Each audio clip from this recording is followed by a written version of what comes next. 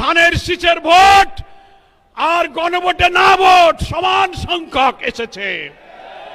500 ধানের শীষ 500 না, 1200 ধানের শীষ 1200 না। তাতে বোঝা যায় সিন্ডিকেট করে বিএনপির আভ্যন্তরীণ ভাবে গণভোটে না ভোটের পক্ষে তারা ক্যাম্পেইন করেছে। তা না হলে ধানের শীষের ভোট আর নায়ের ভোটের সংখ্যা এক হয় কি করে? এখন নির্বাচনের পরে টক শোতে অনেক বুদ্ধিজীবী তথাকথিত পেইড সাংবাদিক নামের কিছু বুদ্ধিজীবীরা সরকারের দালালি করে প্রশ্ন তুলছেন, জুলাই সনদে যা যা স্বাক্ষরিত, যা যা ঐক্যমত, সেইগুলো সবকিছু সরকার মানতে বাধ্য নয়।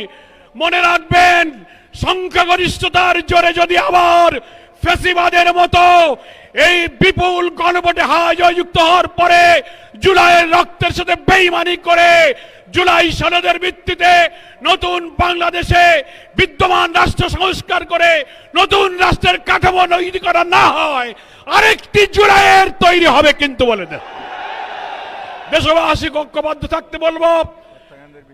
যারা ক্ষমতাসীন হতে যাচ্ছেন, এক্ষুনি 2 দিন হয়ে পারল না, রক্ত দিয়ে গড়া জুলাই সনদকে অস্বীকার করলে আপনাদেরও সেই ফ্যাসিবাদের পরিণতি বরণ করতে হতে পারে। জুলাই শহীদ যারা, জুলাই হত্যাকাণ্ড, 30-40 হাজার আহত ক্ষতবিক্ষত দেহ নিয়ে যারা এখনো আহাজারি করছে, যারা শাহাদাতের পেয়ালা পান করে তারা পরিবারকে স্বজনহারা করেছে, তার বিচার এখনো হয়নি। আপনাদেরকে সেই বিচার করতে হবে।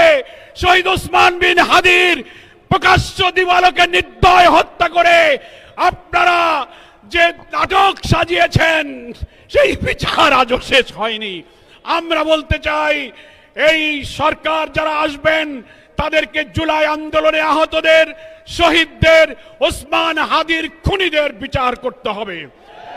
জুলাই সনদে স্বাক্ষরিত প্রত্যেকটি বিষয়কে বিদ্যমান রাষ্ট্র কাঠামো পরিবর্তনের জন্য নতুন রাষ্ট্র গঠনের সনদ হিসেবে মেনে না নিলে চুল পরিমাণ কোনো ব্যতিক্রম বাংলার মানুষ বরদাস্ত করবে না। সকলকে আমি আহ্বান জানাবো, আজকে নির্বাচন উত্তর এই 11 দলের প্রথম বিশাল এই বিক্ষোভ মিছিল এখন যাত্রা শুরু করবে।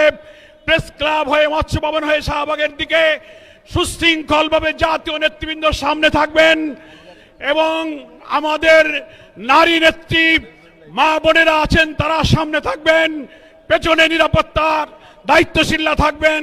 সুশৃঙ্খলভাবে এখন আমরা মিছিল নিয়ে সামনে গিয়ে যাব। সারা দেশের মানুষকে